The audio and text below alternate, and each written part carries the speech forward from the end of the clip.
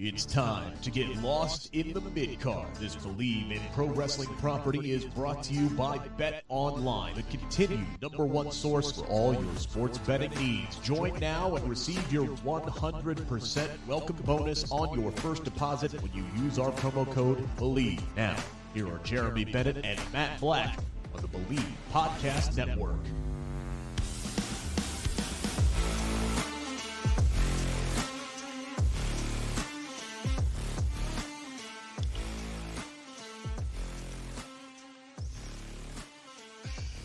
Ladies and gentlemen, welcome to the podcast where we hope a certain old man stays the hell away from everything. It's Lost to the Midcard. Here we are after AEW Revolution, literally the last pay-per-view, major pay-per-view before we get going to WrestleMania weekend, which will, of course, kick off with Supercard of Honor, which I believe is on a Friday this year. Yep. If I remember right. 7 o'clock Eastern. Speaking of Supercard of Honor, Ring of Honor started their weekly television show this week. We'll get into that. Of course, last night, AEW Revolution was last night. We will, of course, kick off with that.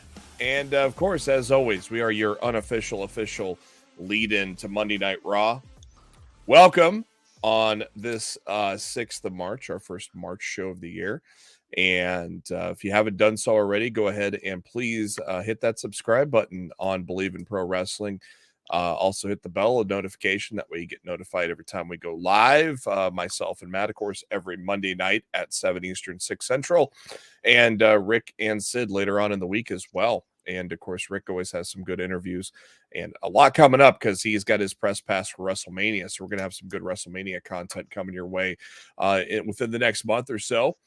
So please do subscribe and share and join in the fun before we go to Monday Night Raw here at the top of the hour. Hit that damn like button. Goddamn right. I'm your host, Jeremy Bennett. You can find me on the Twitter at JB Huskers. As always, my co-host, he is on the Twitter at Raw F Showtime. It is Mr. Matt Black. Matt, how's it going? I'm good. And despite the old man looming over Monday Night Raw, I'm still optimistic that we might get a good show tonight. Yeah, for those that are not in the know, this literally just broke about 20 minutes ago from Sean Ross Sapp and Dave Meltzer as well. WWE talent have confirmed that Vince McMahon is at Raw in Boston, Massachusetts. Several indicating to Fightful he looked different backstage. Maybe he's not wearing a suit. Maybe he's wearing a Hawaiian shirt and shorts and flip-flops. Who knows? Talent was not briefed on why he was there, but he has visited John Cena multiple times since he's retired. So maybe old friendship with John Cena is possibly why he's there. But they have reached out to WWE on an official capacity and waiting to hear back on that. But I mean, that news just literally broke 20 minutes ago or so. According to Mike Johnson of PW Insider, as of 6:30 this evening, he's not scheduled to appear on the show. He is not scheduled to take over creative or run the taping, and he's primarily there to, visit John Cena. And he's saying, and imagine this, he's being told that Vince McMahon is sporting a mustache. Oh. So maybe he thought if he wore glasses and a mustache that no one would recognize him. He went in with one of those Groucho Marx glasses, those $5 disguises things. No one will know it's me, pal. Yeah. The Batman. Matt, give us something with the game. Anything? Do you have anything? What game? You need to be more specific. You That's talking true. 2K23? You talking AEW Fight Forever? What are we talking about here? Yeah, that's true. There's 2 games coming out here relatively soon. Visit Cena and his guys, and Safet, welcome. Stephen Chambers, welcome. Mark Cho, welcome.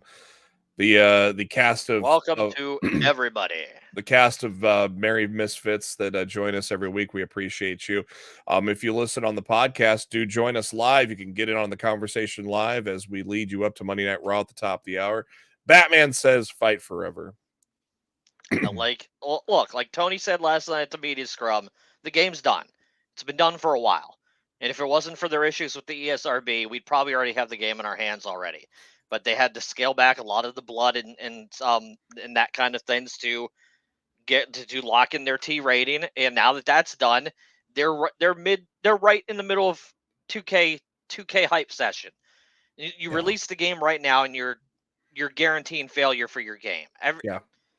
WWE is the main game in town. Everybody knows that. You have to wait until that is done and out of the way. When WWE is out of the way in mid-March, I still think I'm going May 23rd for the game's release. It's the week of Double or Nothing.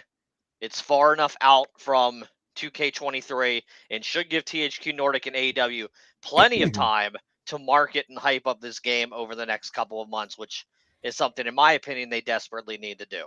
Like, you're not going to shadow release this. You're not going to just, drop, surprise, here's the game. Like, that's not going to be what they're going to do. They need this game to be successful, because if the game's not successful, we're not getting all the DLC that they have planned for it. I mean, there's there's absolutely no way to rush this now when WWE is coming out later this month. So exactly, they wanted to get it out before the 2K23 storm hit, and the ESRB prevented that. Yeah, there's nothing that could have been done. It is what it is, but my hope, and this is just my hope, I have not been told this, but I hope, since the game's been done for quite some time, essentially, that they've had plenty of time to work on the first wave of DLC, which should mean, like, some of the characters that are going to be missing on disc. And trust me, there's a lot of characters missing. It's a big fucking roster. Yes, it's a big fucking roster, and there's a lot of characters missing, but they intend to cover most of these things through DLC as long as the game sells and people are supporting it. So keep that in mind. If you want this game to be successful, you're gonna have to buy it when it comes out, and you're gonna have to support the future DLC. And if you don't, then it's just gonna disappear, and we're not gonna get shit. So let's hope that doesn't happen, right? Yeah. It's not coming out March 31st. That's not happening. It's probably gonna be Double or Nothing weekend. Yeah. Frantic World, welcome. Thank you for joining us as always, man. Hopefully. Well, the delays weren't game related; it was rating related. So it's not quality that's delaying this. Keep in mind. Well, the good thing is, with the delays, they've had time to you can still tweak. Yeah. They've had time to tweak and fine tune this game to Kingdom Come.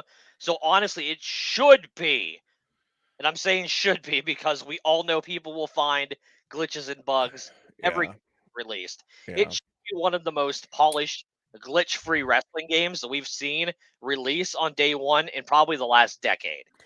Well, as much as we'd like to make this a video game hour, we've got a lot to get into, so it's time. Let's go into our lead here with AEW Revolution. It came out last night on pay-per-view. Highly acclaimed by a lot of people. I think Matt and myself will agree that basically only one match on the card was not amazing, but it was still good. But outside of that, it was a very good pay-per-view. The 60-minute Iron Man match, probably one of the best Iron Man matches I've ever seen. Some people are like, the WWE marks probably, it's not as good as Brett and Sean. I said, it was. It was a lot better than Brett and Sean. I said to some of those people, I saw many comments hoping this was not Brett and Sean. So that should. I was going to say, honestly, like, time allows us to wear rose-colored glasses on things. Go back and watch Brett versus Sean. It wasn't that good.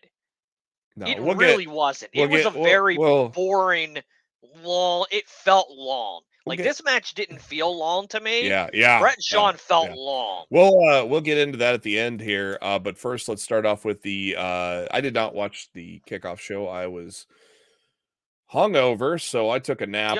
There's only one match on the.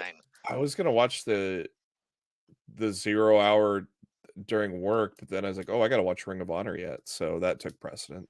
Good Guys won, so Mark and the Lucha Bros took on the Trustbusters. Is that who they took on?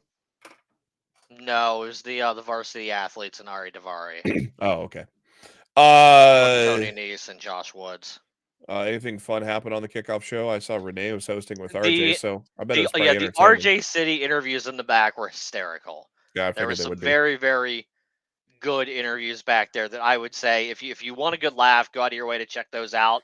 But there was nothing that was must see. Yeah. On the 0 hour on the 0 hour show. We start off with Chris Jericho, Ricky Starks. This was a concise 13-minute match. Let's just say this for overall. Revolution kept it to the point and kept it rolling with that 60-minute Iron Man match at the end of the show. They kept things moving at a very good pace, I will say. I thought it was the best paced AEW pay per view we've ever gotten. Yeah. Mm-hmm. They really nailed the pace last night, and I was thoroughly impressed, and I hope that's something they continue. I hope they look back at last night's show and they use that as a blueprint. Yeah. For what they do in the future, because I thought the flow and the pace of last night's show was the best they've ever done.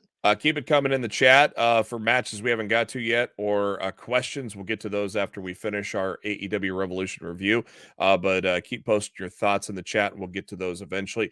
And like I said, we talk about concise, well-paced. Ricky Starks, Chris Jericho was just that. I thought it was a very well-done match. Went just about 13 minutes. The right guy won. We got, interference as we expected. JR basically called that out anyways when Jericho was doing his entrance. But that was quickly subdued by Action Andretti. It was really, outside of the bat getting transferred to Jericho, Stark still kicked out of it and then hit the Rochambeau. I thought it was a great opener. I thought it was well paced. It wasn't really a match that we needed on the card, but it was a good match, I thought. No, I think it was very much needed. I think it was to finish the feud. I think it was needed to end the feud, and it looks like that did it. I'm very happy Jericho didn't feel the need to extend this to Double or Nothing. Yeah, because Jericho's feuds have a history of just going on way too long in AEW. I felt this was the perfect feud length that they did for Jericho and Starks, and I would hope Jericho would start to establish this length. Not every time, but more often than not in his rivalries going forward. Yeah. This should be the length. And I do believe it set Ricky Starks up for what I Bleav. And I saw somebody in the chat earlier ask who we think should dethrone MJF. Right there. And I think it should be Ricky Starks. Yeah, and I think it should be at winter is coming at the end of this year. I think 1 year later, after Starks lost to MJF, I think he should finally get his second shot there, and I think he should win. And we've talked about it on the podcast before. At this point, you should just keep that title on MJF for as long as you can string out him going to WWE possibly in 2024. So yeah, which isn't happening anyway. So. No, he's not going to WWE. But the Batman saying Tony must keep Max in 2024. He agree. Already has, and I have said this. On many podcasts. I fully expect Max to go to WWE at some point, but not in 2024. But I expect him to go there at some point in his career because he has to, I think, but not. I wouldn't say he has to. But yeah. Look, at some point in the future, yeah, I could see him going, but 2024, it's not happening because I'm telling you, he can try to work everybody all he wants. Shortly after Double or Nothing, him and Tony Khan came to a new agreement for a new deal.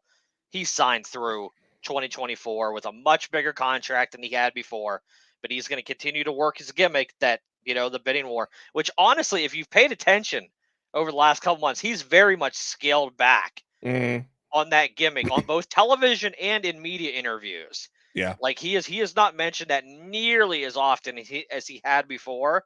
And there's a reason for that because it's not something that's actually going to happen. And MJF got in some hot water. We'll get there once we get to the main event. But next, the final burial match, which we were kind of confused. Is it going to be a buried alive match? Is it going to be a casket match? It was actually a little bit of both. It was a little bit of both. I thought Christian and Jungle Boy, a lot of people had put this as one of Jungle Boy's best matches ever. I don't know if I would put that in that category, but again, at the same time, I thought it was a very well done match, especially at the end. with the casket being involved. I thought everything that Christian did with Jungle Boy was tremendous. I enjoyed the whole match. I enjoyed the fact that Christian wrestled in a turtleneck as well. Dude, that motherfucker's living in the turtlenecks now. Man. He knows that shit's over, and he's even wrestled in them. It's freaking tremendous. Now, you said you were afraid this may be his last AEW match. Do you think it is? I hope not, but it very well might be. Like we don't know the length of contract he signed. Most people when they come into AEW, I'm gonna say all because every contract's different. But most of the big names when TK brings them in, he signs them to a 3-year deal. Yeah. So if Christian's got a 3-year deal, he's got another year on his deal, plus any potentially injury time that they want to tack on. But if he signed a 2-year deal and they don't tack on any injury time, his deal's up because he debuted at Revolution 2 years ago. Yep. So this very well could be the last time we see Christian Cage in AEW, but I really hope that's not the case. Of course, Jungle Boy getting the big win in the feud could set him up in the future as possibly a TNT or an All-Atlantic title contender. Obviously, right now it's with 2 baby faces, so it really doesn't make sense. So it's going to be really interesting to see what they do with Jungle Boy going forward, because that guy deserves individual gold somewhere. He'll get it at some point this year. He don't need to rush it. Yeah. So it'll be interesting to see. I loved when the casket just disappeared when he slammed it shut. That was a pretty cool effect. That dropped down a little too fast. He said Christian's like, probably Christian's probably okay. Christian's probably thinking the same thing. Like, Jesus. Steven Chambers. I thought that shit dropped way too fast. Steven Chambers in the chat wondering if Luchasaurus is still injured. He is. I don't know how long. As far as I know, he's still hurt. Yeah, no word on how long it is. Is it an arm injury? I don't 100% remember. It might be. I don't want to say what it was because I don't 100% remember. But I know he was injured going into the steel cage match with Perry and decided to work through it to end that chapter of the rivalry. Right arm injury. Yeah. But yeah, it's been a few months, and those right arm injury, depending on the severity, could keep you out for quite a while. You Google Luchasaurus injury, and the first thing that comes up is a Fightful article that says just the title. Luchasaurus says injury led him to being killed off. That was from Lucha Underground. Oh boy. That's funny how that title just shows up right there. Next up, the Trios Championship between the Elite and the House of Black. Jesus, this was a damn good match. But any Trios match that involves the Elite is pretty much going to be easy to pencil in for a damn good match. I predicted the House of Black to win. I thought they should win. I thought they had deserved gold at this point where they really haven't held it. And so I think it was a perfect time to pull the trigger. Matt, Nick, and Kenny can live without the Trios titles right now. They've been 2-time champions. So I think they're going to be okay there. A lot of people are excited to see Kenny get back into a main event type of situation as well. And maybe the Bucks and FTR could maybe battle All Out. Maybe that's your All Out. Maybe you got FTR winning at Double or Nothing, and maybe you get Bucks and FTR. God, they can't let the Guns run with those titles all the way to Double or Nothing. That needs to be handled on a Dynamite way before. Maybe do it at a Battle of the Belts or something. Like, for love of God, get those titles up. Yeah, I agree with you. I agree with you on that. I don't want to see that. I don't want to see them run those titles all the way to the end of May. Steven Chambers in the chat says extend the feud between Elite and House and Black. I think they should. I thought the match was incredible. There's more to the story that you can tell. Yeah, I want to see them run it back. And of course, there's more to the story. They barely told a story heading into this match, which Tony explained at the media scrum last night between Kenny with the visa issues and the issues. He didn't specifically say visa issues with Buddy Matthews, but it might have been visa issues with Buddy Matthews too. Yeah. It's just like there's still there's a lot of story that could still be told between the Elite and House of Black. And as much as I enjoyed that Trios match, I want to see it again. But he says, please, no best of 7. I'd be perfectly okay with the best of 7. Hey, I told you. I fucking loved that match last night. I told you ahead of time that best of 7 was going to be great because they're going to give us something different all 7 times with Lucha Bros. The only reason I was a little down on that going in is I've seen the Bucks and the Lucha Bros 1,000 times. It feels like But one the of those Elite is House probably of the Black, best. that is a fresh, brand new rivalry. You've never really seen these 6 men interacting with each other. I want to see Omega against Matthews single. I want to see Omega against Malachi single. You know, like, hell, even put Omega and Brody Kane in there single. I want to see it all. Like, give me some mixed matches, like, in between. Like, I there's no mean, way the Elite should just give up and go and shrug and go, oh, well, I guess it's time to go do something else. They well, should at least be interested in trying to fight their way back to those titles. and also, I mean, just look at the crowd when Kenny Omega went face to face with Malachi Black. They chanted "Holy shit" before they even did anything. They realized how special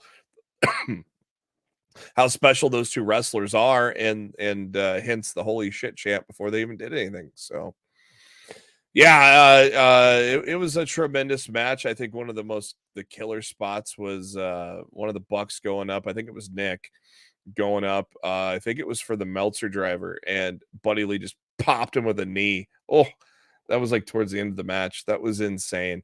And then the Dante's Inferno on top of that, on top of the Black Mass kick. Just those three things combined to get the win, where it was a tremendous finish for the House of Black. Next up is a triple threat match between Jamie Hayter, Saraya, and Ruby Soho for the women's title. Like another great match here. This one only was pretty short, though. Only went about 10 minutes.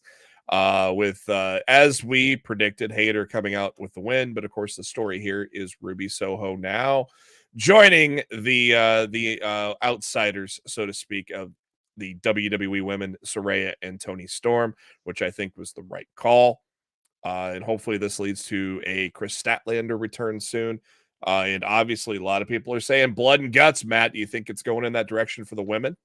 I do think I do think they're leading to blood and guts. But I must say, Ruby is a liar, because she very much went out of her way in interviews last week to state that she had her fill of being in factions. She did it for 4 years with the Riot Squad. Had no desire to do it here. If she had to pick a side, she was picking her own side. You got swerved, Mark. All of it was fucking bullshit. So Ruby, liar. You got taken for a ride, you Mark. You're a Mark, bitch. Oh, I loved it. I loved and everything I've heard. Chris Statlander's coming back to take the title from Jay Cargill, so she's not going to be involved in this. I love the tweet from Willow Nightingale at the beginning of the match. Let's go, Ruby, and then she retweets it. Oh, that was hilarious. Texas Death Match next. Oh boy. Were you surprised there was blood? No, not even. Honestly, I was surprised there wasn't more blood. So, man, that was awesome.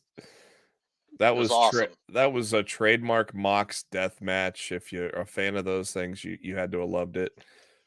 I saw Raj Giri bitching about using the fork, and it's like, come on, bro. And then Ryan Satin him and Ryan Satin. Ryan Satin, of all people, yeah, coming to the offense of AEW was one of the most hilarious things I've seen on Twitter in a long time. WWE. Props off to Satin for calling someone out on their bullshit, even when it's not the company that he's associated with. Right. I'm a big fan of Satin, so he's a good guy too.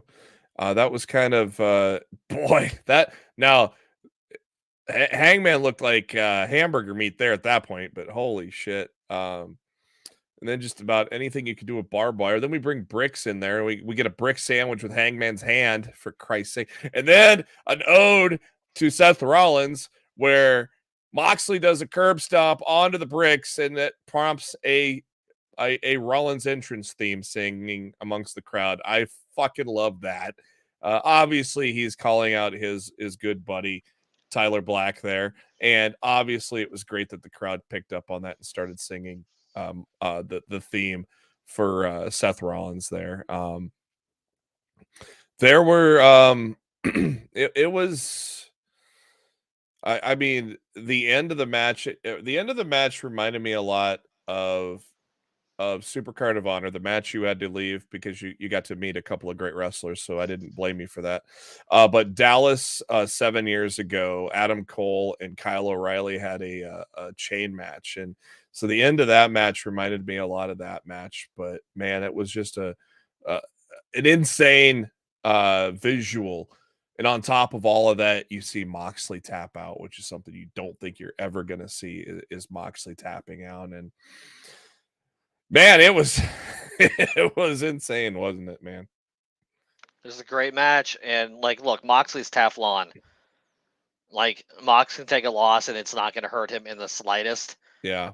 And I think honestly, they put Hangman on the path to challenge MJF. I think Hangman's next. Like, I think it'll be Hangman and MJF at Double or Nothing. Yeah, So that makes sense. What was kind of your favorite part of that whole match? I love the match overall. I don't particularly have a favorite moment or anything from it. I just thought it was a very well done match. Yeah, no glass, no doors. It wasn't a GCW match. No thumbtacks. Hey, I like that because we kind of overdo the thumbtacks. Thumbtacks have been overdone. I like the bricks. Overdone. Bricks were unique. We don't see bricks used as much. I thought that was perfect. Yeah, do some stuff to make the match stand out than other matches that haven't been, doing to death. And as the internet says, maybe now Moxley gets to finally take that vacation. If Mox wanted a true vacation, Mox would have already had a true vacation. Yeah. Yeah. Saffet says these should be only on pay-per-views, not on TBS and TNT. Depends on once in a while. They did Mox and Lance Archer on TNT or TBS or whatever channel they were on at that time. Going back, Frantic World saying he wants to see a best of 5 with House of Black and the Elite. I'm cool with that. Like I said, I don't even a best of 3 for crying out loud. I don't want to see that rivalry just die already. There's a lot more to be done between those two factions before they both. Yeah, and you don't have to do a title match in match 2. You could have it as an eliminator match, and they could win the eliminator match, which hardly anybody wins an eliminator match, but you could have the Elite win that. And Matt and I both agreed the one kind of, it wasn't even a dud. It was just not as awesome. I didn't think it was a dud, but it just wasn't as awesome as everything else on the card. And even the next match after that surprised us to be a good match. We'll get into that in a minute, but I'll call it entertaining. I won't go as far as to call it good.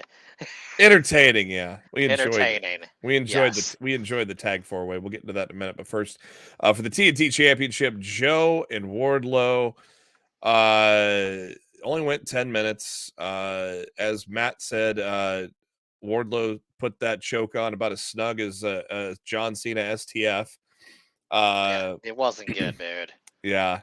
And the power bomb before wasn't good either. Like the entire finish, just like, what the fuck was that? Yeah, wasn't much drama. And Wardlow was wearing like the worst attire I've ever seen him wear. Like, I saw way too much of Wardlow's world, and I would prefer to never see that again. So less ass, Wardlow. Go back to your old gear this Wednesday when Powerhouse Hobbs is whooping that ass. Ladies weren't complaining, I guess, but you know one thing they could do if they wanted to, if they don't want to do Hangman at Double or Nothing, they could have MJF cost Wardlow the TNT title on Wednesday against Hobbs. Yeah, and they could run back Wardlow and MJF at Double or Nothing this year this time for the world title. Didn't Wardlow say at the scrum he wouldn't mind holding 2 belts? He did, but I mean, he also, if you call out MJF could take offense to that and cost you. I said the thing that you want to hang on to. So I said on Twitter last night, I said I fully expect Hobbs to win Wednesday. I don't know if he's getting. I like Wardlow's concept of bringing back the open challenge. So for that reason alone, I kind of want to see Wardlow retain because I don't know if that's something that's up Hobbs's storyline alley. I said it last night. I said I expect Hobbs to win. I would like Hobbs to win, but I don't expect him to, and I like the open challenge concept, so I'm not going to be, totally upset if he retains and that's the direction they go in. But MJF costing Wardlow the title on Wednesday, and in rekindling that rivalry, I think could be really good television, because that's what made Wardlow so hot to begin with. So maybe they can recapture some of that magic that they had previously with him. So and they're gonna have to do a lot of editing of Ring of Honor television programming over the next month, because every single match Samoa Joe wrestled down in Orlando, he came to the ring with both titles.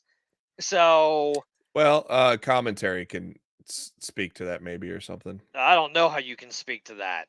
You might be besides just editing out his we're entrance entirely. Well, their like they edited out Metallic's entrance last week because they decided to change his name to Metallic before the tape started. Well, the fans aren't dumb. They're going to realize this was already taped. So the commentary could quickly say he's carrying him now, but he lost him. You know, he could easily do that with a tape. It's a tape show. I think that's a slippery slope, and I don't think that's something they might want to think about that. Next up, 4-way for the tag titles, Guns, Acclaimed, Lethal Jarrett, and OC and Danhausen. This is a match where hopefully Tony Khan realizes Danhausen can go in the fucking ring and have him wrestle more, for crying out loud. He looked great last night.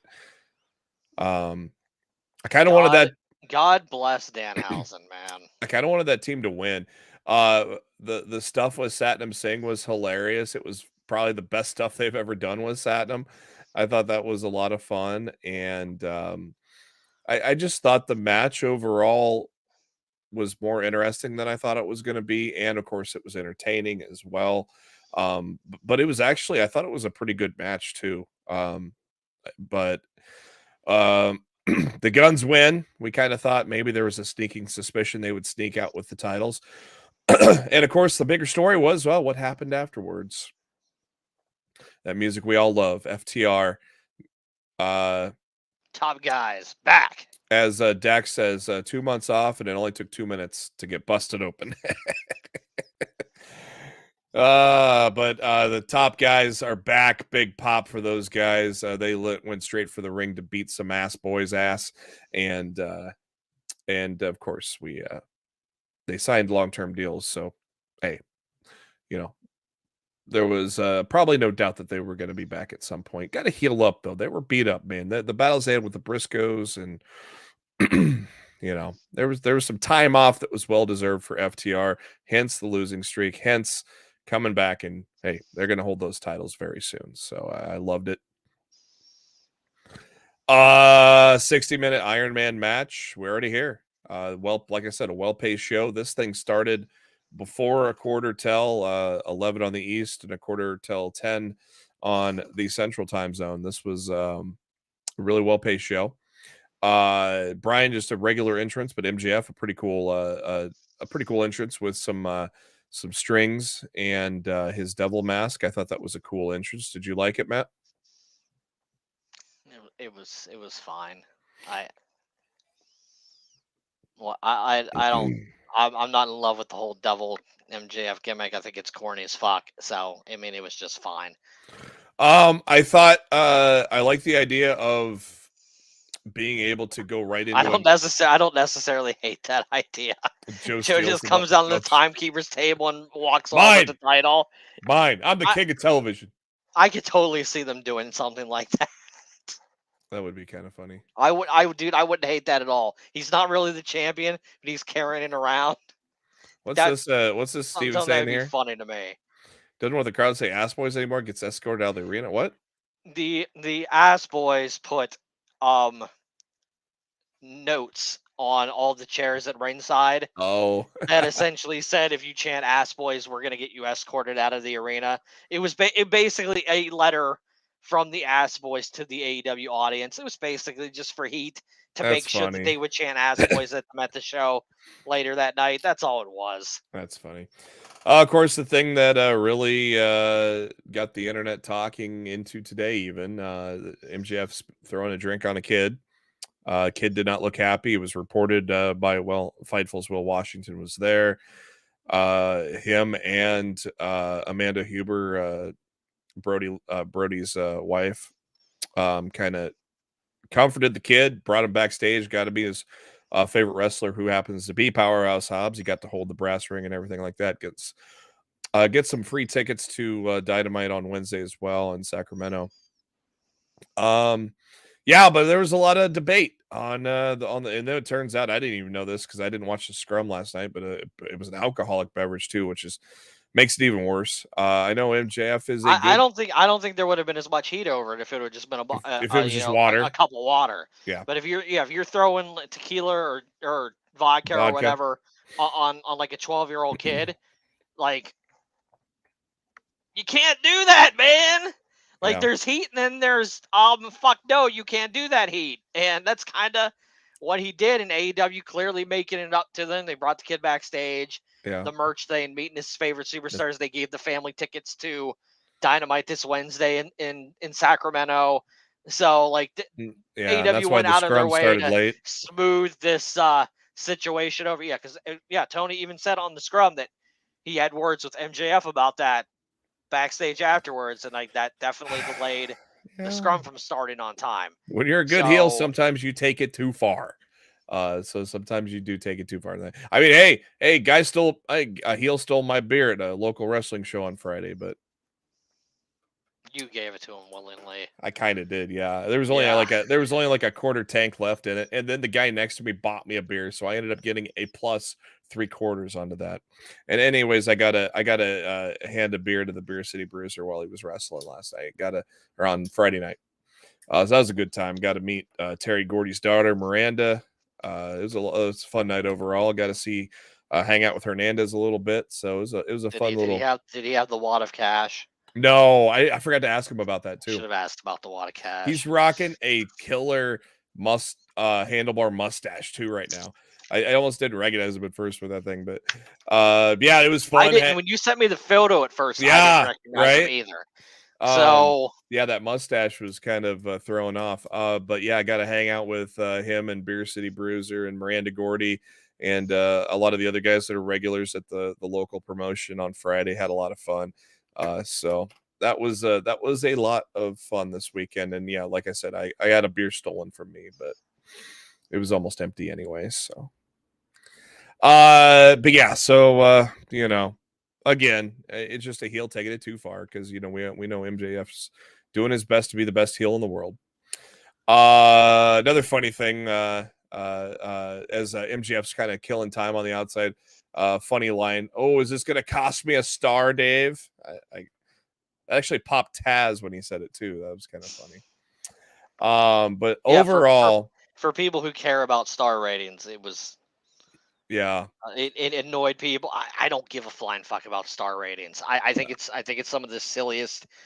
I have a curiosity. In wrestling, I just don't freaking care. I have a curiosity of what people will give it, but I never unless I see it on a timeline, like on my Twitter timeline. I don't know what anybody gives anything in terms of star ratings. I don't go looking for them. I don't fucking care. I care about how I felt about the match when I saw it, and I really don't give a fuck what Dave Meltzer thinks of a fucking match. I don't care. I don't understand why people care. Well, I see star ratings on my buddy John Canton because that's where I read my recaps of the pay-per-views and TV shows from. But anyway, outside of that, yeah, unless I see a tweet about Meltzer's ratings, I don't see Meltzer's ratings on them. But this was a universally praised 60-minute Iron Man match because it was well paced, did not feel 60 minutes. They had the right call where you could get a fall right away, right afterwards, like that. I've always thought that's how they should go. Yeah, I don't like the little cool down things. Yeah, ridiculous. Exactly, and like when MJF hit Bryan in the dick, Bryan's up 2-0, but all of a sudden now MJF ties it 2-2. 3 falls in literally under a minute. I thought that was some great stuff, and then they each get another fall, later on. To make it 3-3 going into the end. Then I kind of liked how they did the end where they didn't continue overtime automatically. So otherwise MJF would have lost that match because he tapped out in overtime. But no, instead it was originally going to be a draw. Tony tells Tony to come to the ring, and then they restart the match under sudden death rules. And then MJF tries to use the diamond ring, tries to use everything. And then finally used an oxygen tank that was left behind after the match was over to get the win. I thought Remsburg did a tremendous job as a referee in that match as well. I loved when he took the ring from him. I thought that was a great spot. It was just a well done 60-minute match that didn't feel it. It's going to be in the conversation for match of the year. I guarantee it.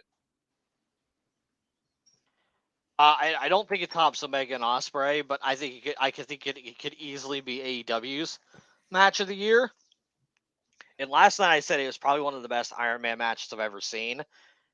And I've had a day to think about it, and I honestly can't think of an Iron Man match that I've enjoyed more. Mm-hmm. So it might very well be the best Iron Man match in the history of professional wrestling. Like, could be. It was so freaking good. So I remember liking who was it? Who was Rock facing when Taker made his American Badass debut at Judgment Day 2000? I thought that Iron Man match was almost better than Brett and Shawn. I thought it was overbooked to hell. It was, but that was the time. Everything at that time was overbooked to hell. So,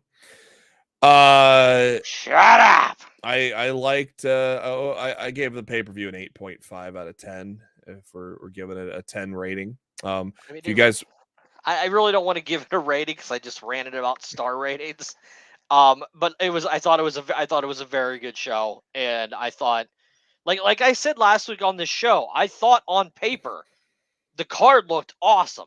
My main issue with the show going in was the lack of build and story for some of the matches, but every fucking match delivered. So like I don't care. Like I really I enjoyed the hell. I enjoyed the hell out of the show last night. Like I said, the only match that I did not enjoy was Joe and Wardlow, and I expected that I would. So that was kind of disappointing. But look, if you only have one bad match out of a complete show, and you thought you were going to hate another match and it ended up being entertaining, like, hey, I'll take that. I'll take that as a win. I enjoyed it, man. Good show. Well, we spent 42 minutes on AEW Revolution. Let's transition to another company, Ring of Honor. Probably not going to do much for television because we're running out of time here, but we do want to talk about the news. Ring of Honor from the media scrum. Tony Khan stating that Honor Club is currently at 12,000 subscribers, and it was about as good of a number as the streaming service has ever had, including when it was first launched beforehand. So they feel like that's a good at least number to start off. Obviously, we're going to get Supercard of Honor on there at the end of the month here. I hope so. I mean, it's still listed as being on Fight and stuff. So, I don't know. I don't know how that's going to work. But the advertising in that venue on Thursday night certainly implied that it was going to be on Honor Club. But I mean, that might just mean it's going to be on Honor Club 3 months from now. It's going to be like Tony originally said it was going to be. That's such a tough sell, though, to pay $10 a month for a weekly show and a library, and that's such a tough sell. Well, 12,000 people say it's not too much of a tough sell, so we'll see we'll see what happens over the next couple of months. I'm one of those that may, who knows? I don't know if pay-per-views aren't included. I may not. I don't know. You got to keep in mind there's only like 4 ROH pay-per-views a year anyway. Yeah.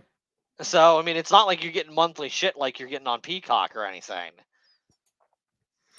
And then that leads into Ring of Honor Television. Of course, their debut for the weekly show here happened on Thursday night. What were your thoughts on the show length being a little over 2 hours, and overall thoughts on the show? It felt like a Ring of Honor show with better production. That arena looks nice. That's the best way I could put it. Yeah, they upgraded the Universal Studios location that they're using, and it looks a lot better than it did initially.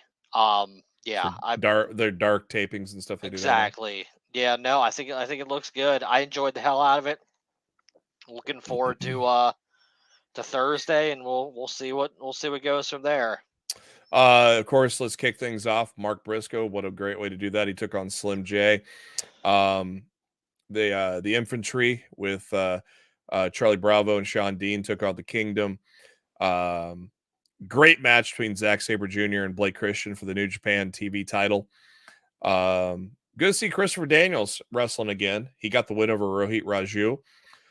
So maybe Daniels, maybe a singles renewed push in Ring of Honor, possibly as a singles star. Kanesuke Takeshita and Josh Woods, a damn good match. That was insane. And of course, the main event with Claudio. Actually, Lady Frost and Willow, I thought was a good match too. Good to see Lady Frost in Ring of Honor, and of course, AR Fox and Claudio. With the title match to close the first weekly show, I thought it was a great main event, and it looks like we probably got our Supercard of Honor main event, don't we? Yeah, it has to be Kingston and Claudio. There's no other option for me, and I hope Kingston wins. I hope Kingston wins the title. Yeah, because I'd rather see Claudio. I think that's the right call. I'd rather see Claudio in AEW. I would like to see more of a split between these two rosters for the most part. Like, people can go back and forth every now and then. Yeah, but I want to see more of a split between ROH and AEW. And to me, the people who hold the titles right now, if you don't plan for them to be in ROH long term, Supercard of Honor is where they drop that belt to somebody else, and they let the brand split like that. So yeah, that's my hope anyway. Yeah, we'll see how that works out. Gets into some news here. Mike Johnson. Everybody in the chat wants to talk about Vince. So Vince. Oh well, we already talked about him at the top, and there's not much to say because he's there, and that's it. That's all we know right now. So hopefully he's just there to visit Cena, and that's it.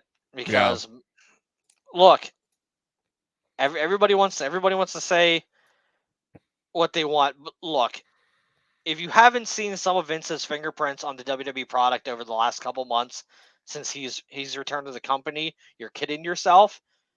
And if you don't want to accept the fact that he's been helping operate things in the shadows to, try to let everybody think Triple H is in charge when really Vince is making more decisions than people realize, that's on you. And I'm not going to fucking debate you on it. And if you want to come at me on Twitter thinking I'm some kind of conspiracy theorist or whatever, I'm just going to block your ass because I'm not going to argue with you. Like, Vince has very much proven to me over the life of the fan, I know what his booking looks like. Yeah. And there's been plenty of situations on Raw over the past 2 months where I go, oh, that's not something Triple H would have done. And and it's just it's freaking obvious. So just like accept it. WWE, for better or worse, as long as Vince is in any form of power, he's gonna have some say over the creative. And Triple H just saying I've got final say doesn't really mean a whole lot when he's just trying to, keep his locker room under control. Mike Johnson, a PW Insider, has reported that there is going to be a King and Queen of the Ring PLE, and it's going to take place in Saudi Arabia. The event is scheduled for May 27th. That date was reported by Brandon Thurston of WrestleNomics, who is the guy that gives you the wrestling ratings now. I think it's, of course, King of the Ring last revived in 2021. Xavier Woods winning it. With Zelina Vega winning the Queen of the Ring. And the finals for both of those were held in Saudi anyway. Yeah. Honestly, I'm hoping they're both I'm hoping this thing is just both full tournaments. So I can, old school. If I decide that I want to skip it, I can. Because that weekend, that's double or nothing weekend. And I don't really know how much I really need to see a Saudi show that weekend, especially for a King and Queen of the Ring. Like, if nothing important is going to be on the line, like if the King and Queen don't earn something of importance, I don't really care, because like the King and Queen of the Ring monikers haven't meant anything in a while. It's double or nothing. I don't expect this to change this year. Double or nothing Saturday or Sunday, or are they not announced? Okay. Sunday, May 28th. Got that. It could have been the same day because of the Saudi show, but no, that would have been exhausting.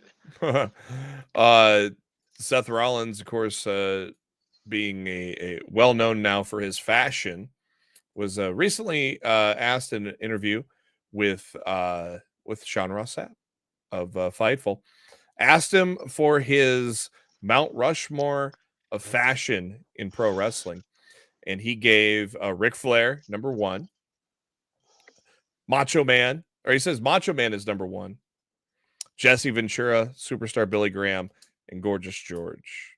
Who do you think has been the most fashionable wrestlers throughout history? Obviously Flair.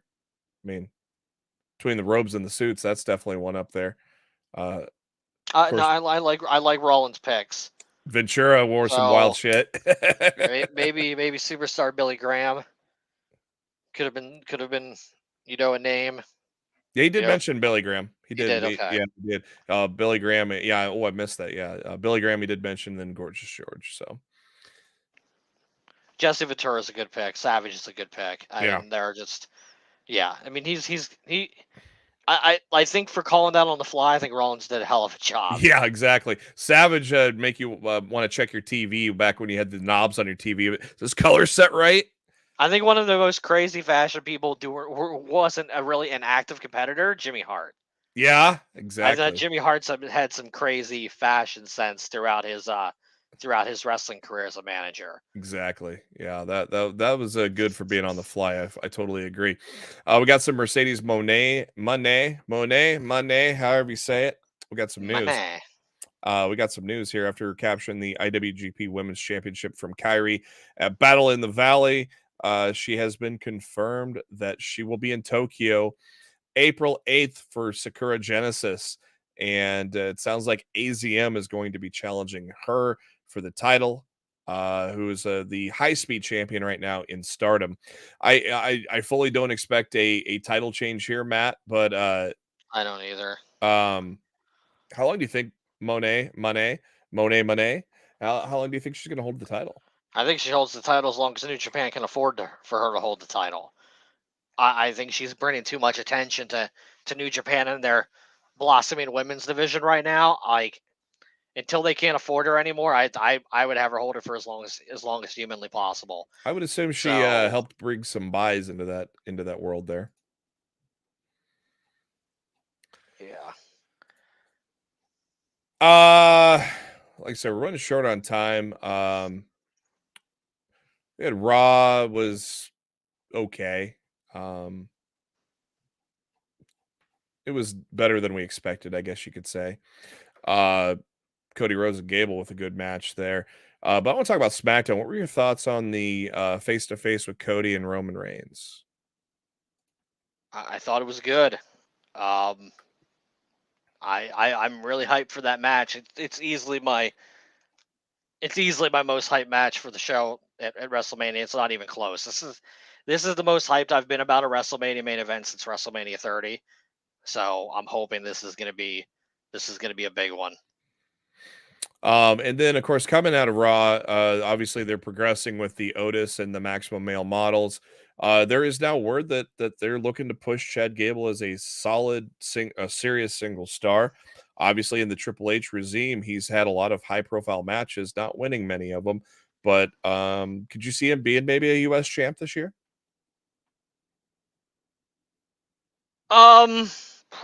It's possible. Yeah. Especially if they eventually split the two WWE championships, I think it's even more possible. But I don't know if that's going to happen if there's only one world championship. Yeah. So let's wait and see what they do with the world title situation in the months after WrestleMania. And the next big thing is the IC title. It almost sounds like if there isn't anybody definitive coming out of that 5-way Friday, you think it could sow the seeds for a ladder match? Ladder match, or I'm hoping Sheamus and Drew both pin somebody and they give us a triple threat. Yeah, because obviously the triple threat's been what's being predicted for quite a while now. So it'll be interesting to see there. And so and then we got, of course, Uncle Howdy attacking Lashley, and that was about what we got out of that. Like you said, Matt said, seems like this Wyatt, Lashley, Omos, Lesnar thing was thrown together by Vince. Just, hey, I want to see these guys. Triple H is like, okay. Then he just walked off. Obviously, we got a continuation of everything with the Bloodline and Sami Zayn, Sami and Solo doing their thing. Good match there. And be interesting to see how that progresses to where finally Sami and KO finally get on the right page. Maybe that happens tonight. You never know. John Cena is there, so maybe it's going to be a big match. Who knows? Looking ahead to tonight. JB, we got to wrap. All right. Oh, look I'm ahead. trying to send you private messages. My laptop's about to die. Oh, you got so unless you want to close this show by yourself, we need to wrap up. The only thing announced for Wednesday right now is TNT title, right? Yes. Yeah, so that's all it is. And we already talked about that. I think Hobbs is going to win it. Raw, we got Owens and Sikoa announced. Bianca Belair and Carmella. It's going to be a segment with Rollins and Logan Paul. Omos and Dolph Ziggler. That's why Vince is there. He wants to see Omos in action. Gargano, Finn Balor. That's going to be a damn good one. Piper Niven taking on Nikki Cross. And, Matt's laptop died, so we'll finish it off here. And John Cena returns, of course. That's going to be interesting seeing him. Probably going to be setting up something with Theory. Chad Gable taking on Baron Corbin. There's going to be a Becky, Trish, and Lita segment, as well as Sami Zayn taking on Jimmy Uso. Some of the backstage news, of course, Vince is backstage. Be very interesting to see what happens there.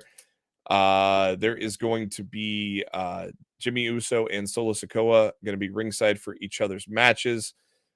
Chelsea Green set to accompany Carmella, so apparently that may be a tag team going forward. So looks like it's going to be a very interesting Raw, especially with John Cena being there tonight. So we'll have to see what happens there. So without further ado, hope you guys enjoy Monday Night Raw tonight. Thank you for tuning in to Lost the Midcard. We will be back at you next week at 7 Eastern, 6 Central. Brought to you by Bet Online.